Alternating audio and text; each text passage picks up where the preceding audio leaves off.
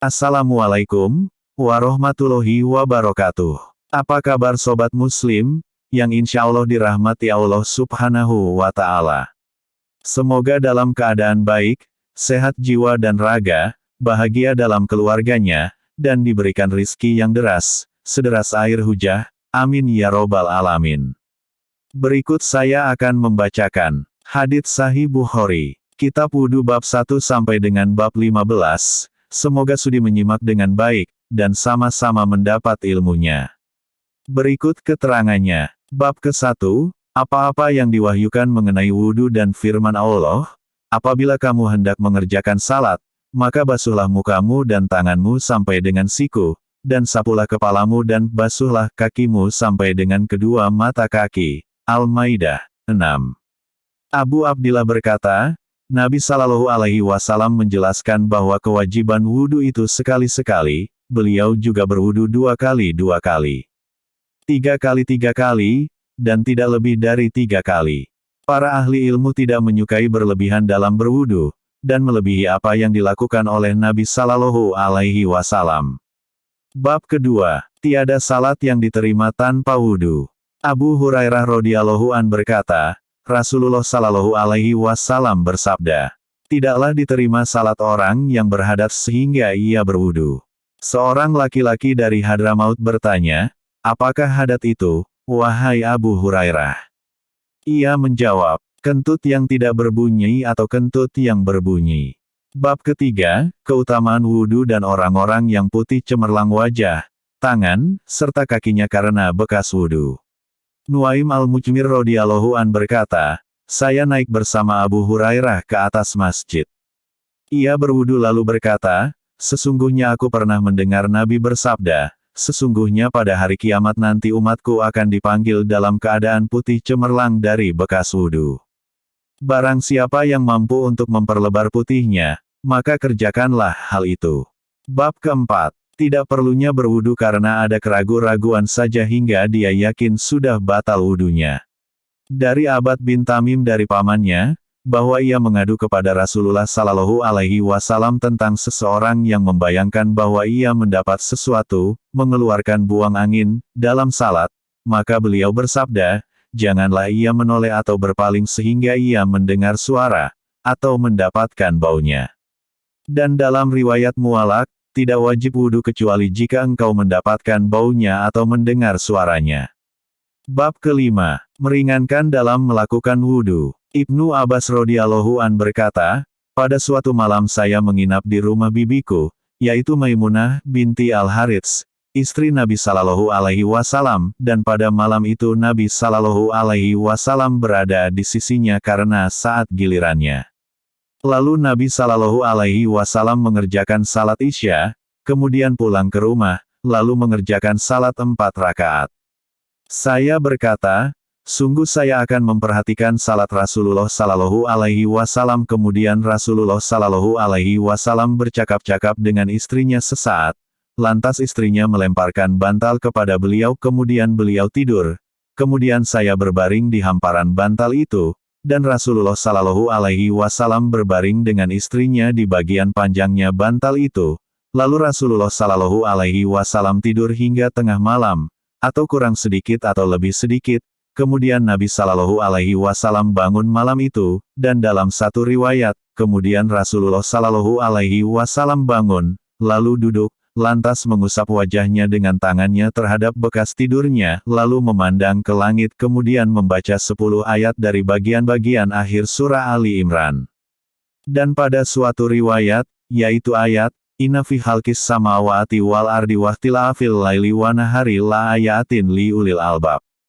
Lalu beliau menyelesaikan keperluannya, mencuci mukanya dan kedua tangannya, kemudian tidur. Pada malam harinya itu Nabi Shallallahu Alaihi Wasallam bangun dari tidur. Setelah lewat sebagian waktu malam, yakni tengah malam, Nabi Shallallahu Alaihi Wasallam berdiri lalu berwudu dari tempat air yang digantungkan dengan wudu yang ringan. Amr menganggapnya ringan dan sedikit sekali. Dan pada satu riwayat disebutkan, dengan satu wudu di antara 2 wudu tanpa memperbanyak, dan beliau menyikat gigi kemudian beliau bertanya, apakah anak kecil itu sudah tidur? Atau, mengucapkan kalimat lain yang serupa dengan itu.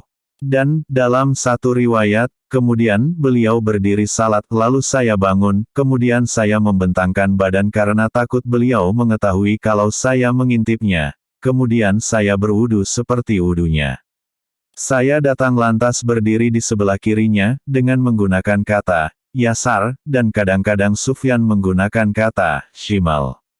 Lalu Rasulullah Shallallahu Alaihi Wasallam meletakkan tangan kanannya di atas kepalaku, dan memegang telinga kanan saya sambil memelintirnya. Dan menurut jalan lain, lalu beliau memegang kepala saya dari belakang. Pada jalan lain lagi, beliau memegang tangan saya atau lengan saya, dan beliau berbuat dengan tangannya dari belakang saya, lalu, beliau memindahkan saya ke sebelah kanannya, kemudian beliau salat sebanyak yang dikehendaki oleh Allah. Dan menurut satu riwayat, lalu beliau salat 5 rakaat, kemudian salat 2 rakaat. Pada riwayat lain lagi, beliau salat 2 rakaat, 2 rakaat, 2 rakaat, 2 rakaat, 2 rakaat, dan 2 rakaat lagi, kemudian salat witir. Dan dalam satu riwayat, beliau mengerjakan salat 11 rakaat. Dan pada riwayat lain disebutkan bahwa sempurnalah salatnya 13 rakaat. Kemudian beliau berbaring lagi dan tidur sampai suara napasnya kedengaran. Dalam satu riwayat, sehingga saya mendengar bunyi napasnya, dan apabila beliau tidur biasa berbunyi napasnya. Kemudian muazin, dalam satu riwayat, Bilal mendatangi beliau dan memberitahukan bahwa waktu salat telah tiba, lalu beliau mengerjakan salat 2 rakaat yang ringan. Kemudian keluar, kemudian Nabi pergi bersamanya untuk salat, lalu beliau mengimami salat subuh bagi orang banyak tanpa mengambil wudhu yang baru. Dan beliau biasa mengucapkan dalam doanya, Ya Allah, jadikanlah cahaya di dalam hatiku, cahaya di dalam pandanganku, cahaya di dalam pendengaranku, cahaya di sebelah kananku, cahaya di sebelah kiriku, cahaya di atasku, cahaya di bawahku, cahaya di depanku, cahaya di belakangku. Dan, jadikanlah untukku cahaya. Quraib berkata, dan, 7 di dalam tabut atau peti. Kemudian saya bertemu salah seorang anak Abbas, lalu ia memberitahukan kepadaku doa itu, kemudian dia menyebutkan. Dan cahaya, pada sarafku, pada dagingku, pada darahku, pada rambutku, dan pada kulitku. Dia menyebutkan 2 hal lagi. Kami, para sahabat berkata kepada Amr, sesungguhnya orang-orang itu mengatakan bahwa sesungguhnya Rasulullah Shallallahu Alaihi Wasallam itu tidur kedua matanya, dan tidak tidur hatinya. Amr menjawab, aku mendengar Ubaid bin Umair mengatakan bahwa mimpi Nabi adalah wahyu. Kemudian Ubaid membacakan ayat, ini ara fil manami ani asbahuka. Aku, Ibrahim bermimpi wahai anakku bahwa aku menyembelihmu, sebagai kurban bagi Allah. Ash-Shafat 102. Bab ke-6. Menyempurnakan wudu. Ibnu Umar berkata, menyempurnakan wudu berarti mencuci anggota wudu secara sempurna. Dalam bab ini Imam Bukhari meriwayatkan hadits Usamah dengan isnadnya yang akan disebutkan pada Al-Hajj 25 bab 94. Bab ke-7. Membasuh muka dengan kedua belah tangan dengan segenggam air. Ibnu Abbas radhiyallahu an mengatakan bahwa ia berwudu, yaitu ia membasuh wajahnya, ia mengambil seciduk air, lalu berkumur dan istinsyak, menghirup air ke hidung dengannya. Kemudian ia mengambil seciduk air dan menjadikannya seperti itu, ia menuangkan ke tangannya yang lain lalu membasuh mukanya dengannya. Kemudian ia mengambil seciduk air lalu membasuh tangannya yang kanan. Lalu ia mengambil seciduk air lalu membasuh tangannya yang kiri dengannya, kemudian mengusap kepalanya. Kemudian ia mengambil seciduk air lalu memercikkan pada kakinya yang kanan sambil membasuhnya. Kemudian ia mengambil seciduk yang lain membasuh kakinya yang kiri. Kemudian ia berkata, demikianlah saya melihat Rasulullah SAW berwudu. Bab ke-8. Mengucapkan basmalah dalam segala keadaan dan ketika hendak bersetubuh. Dalam bab ini Imam Bukhari meriwayatkan dengan isnadnya hadits Ibnu Abbas yang akan disebutkan pada An-Nikah 67, bab 67. Bab ke-9. Apa yang diucapkan ketika masuk ke WC? Anas berkata, apabila Nabi Shallallahu Alaihi Wasallam masuk dan dalam riwayat Mu'allaq 10 datang, dan pada riwayat lain 11 apabila hendak masuk ke kamar kecil toilet beliau mengucapkan, Allahumma inni a'udzubika minal khubutsi wal habaitsi. Ya Allah, sesungguhnya kami berlindung kepadamu dari setan laki-laki dan setan wanita. Bab ke-10.